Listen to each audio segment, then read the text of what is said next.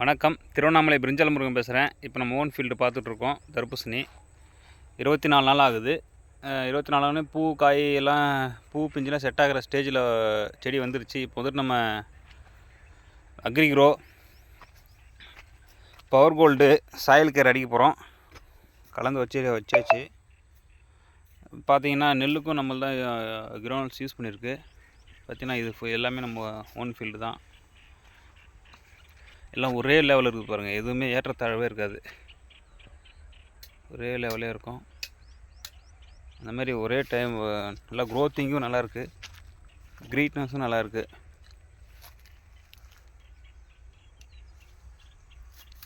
இது தர்பூசணிக்கு, கிரேனுக்கு, முலாம்பழத்துக்கெல்லாம் ஒரு 25வது நாளில் ஸ்ப்ரே பண்ண அக்ரிக்ரோவும் பவர் கோல்டு ஸ்ப்ரே பண்ணோம்னா பூ பிஞ்சு நல்லா செட் ஆயிரும்.